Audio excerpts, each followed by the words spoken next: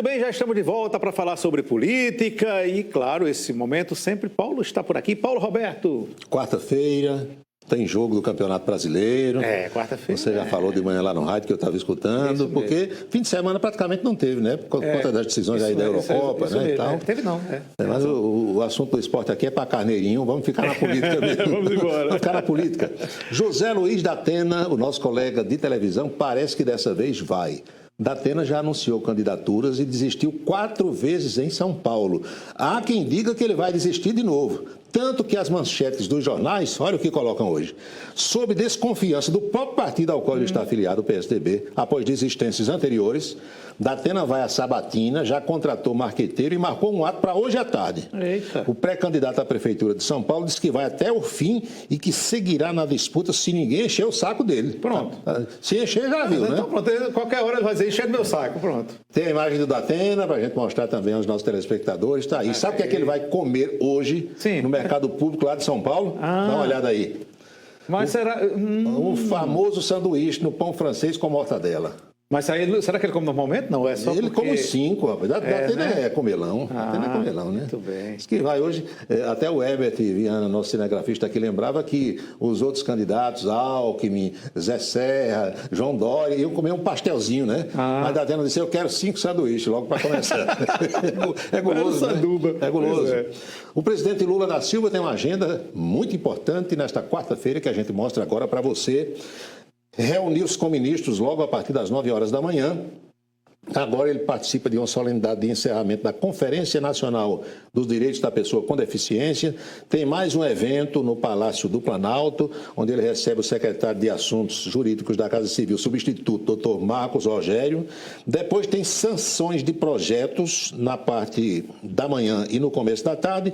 E no final, Luciana Santos, que esteve aqui no São João, que é a ministra da Ciência e Tecnologia, será recebida pelo presidente da República, Lula da Silva.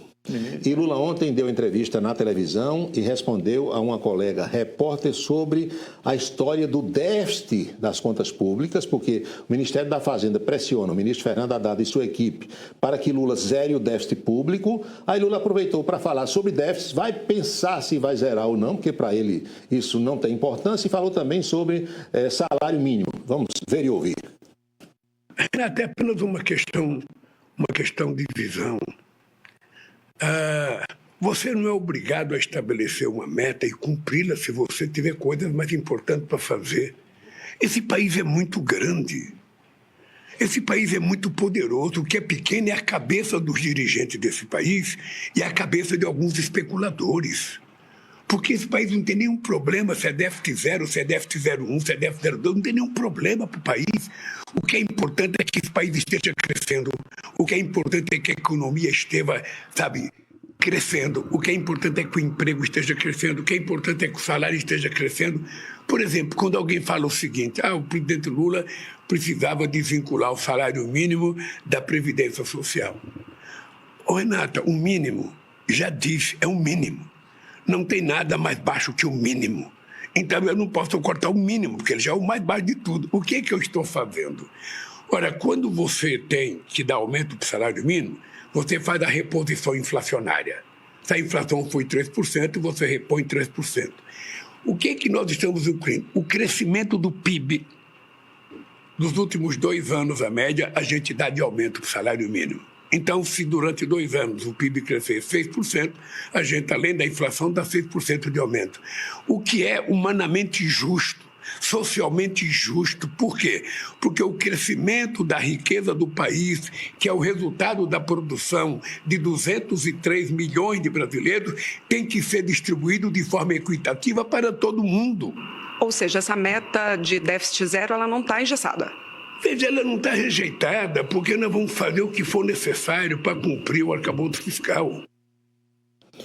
Olha, quanto ao salário mínimo, Lula tem toda a razão. Nada mais justo do que você repor a inflação e o crescimento do PIB, como, aliás, o PT fazia em governos anteriores. Agora, a questão do déficit, todas as vezes que Lula diz que isso não tem muita importância, que ele está pensando, que ele está estudando, aí o dólar sobe, a bolsa... Hoje, inclusive, o mercado já deve estar reagindo a essa fala presidencial, né? Semana passada nós mostramos aqui na coluna política que a Câmara dos Deputados tinha aprovado no mesmo dia, em 2 turnos, a história daquela PEC, a PEC da isenção das multas dos partidos, quem fraudou as cotas, aquele rolo todo. Aprovaram a toque de caixa numa rapidez incrível e mandaram para o Senado. O senador Rodrigo Pacheco, que é o presidente da casa, disse que não estava muito preocupado com isso, que não tinha muita pressa, que ia estudar e tal. Só, meus amigos e minhas amigas, que os partidos que aprovaram isso na Câmara são os mesmos partidos que querem aprovar a questão no Senado. E o presidente Rodrigo Pacheco foi questionado sobre essa situação. Olha só o que ele falou. Senadores querem votar a PEC da anistia ainda hoje. Pacheco resiste. Mas numa entrevista ontem, veja e ouça agora o que foi que o presidente falou. Poder adotar em relação a essa proposta de emenda à Constituição, o que o regimento determina, que é o encaminhamento à comissão própria, que é a Comissão de Constituição e Justiça do Senado Federal, para a sua avaliação, de modo que eu não tenho absolutamente nenhum compromisso em relação ao mérito dela.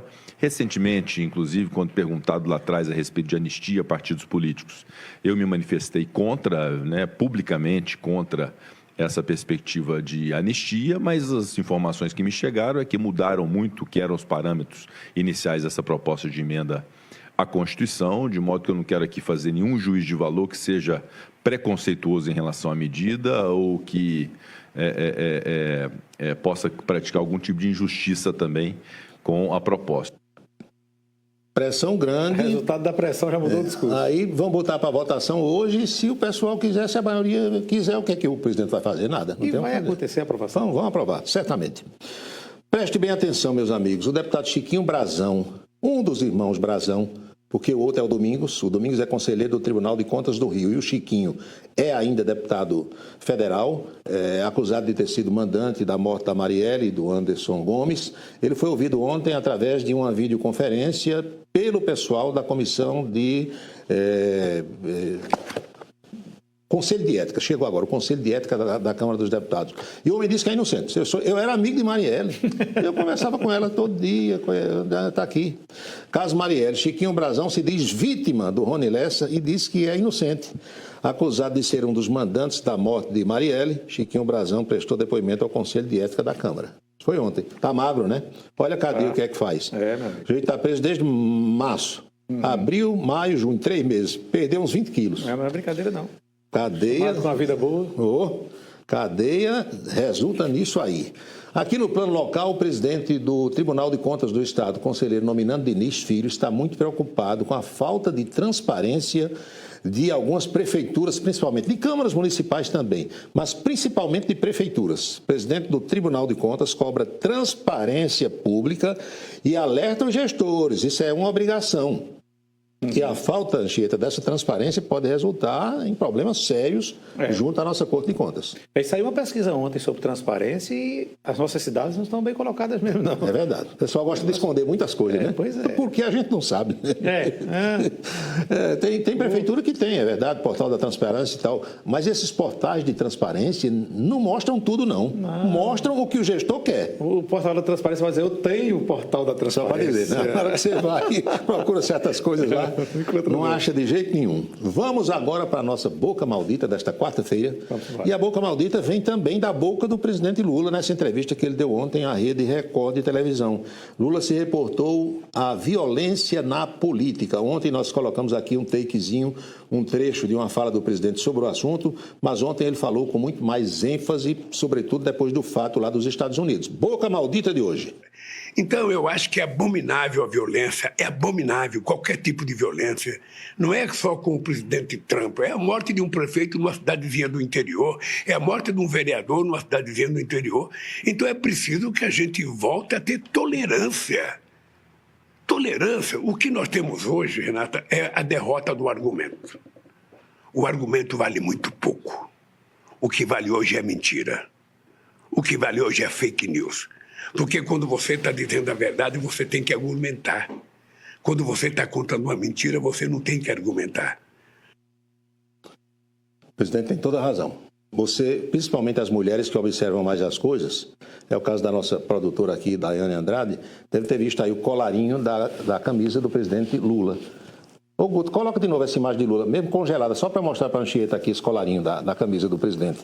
Você está vendo que é um colarinho que não deforma, não enrola como o seu aí, Anchieta, nem como o meu aqui. E você dificilmente aqui na Paraíba encontra uma camisa com o colarinho dessa forma. Sabe por quê? Em Brasília, eu visitei lá, tem camisarias que elas começam a fazer a camisa, para quem vai lá, como se fosse uma alfaiataria antiga. Sim. Começa pelo colarinho. A primeira coisa que medem é o pescoço da figura, fazem primeiro o colarinho, você escolhe o modelo do colarinho, depois do colarinho é que eles fazem a camisa. Por isso que não deforma de jeito nenhum. Muito interessante. É isso aí, Anchieta. Interessante demais. Tá bom, Paulo. Mais uma aula de estilista aqui, viu? Eu aprendi com o Reginaldo, viu? De estilista. Valeu, Paulo. Até amanhã. Bem, vamos a outras notícias agora de Brasília com Napoleão de Castro.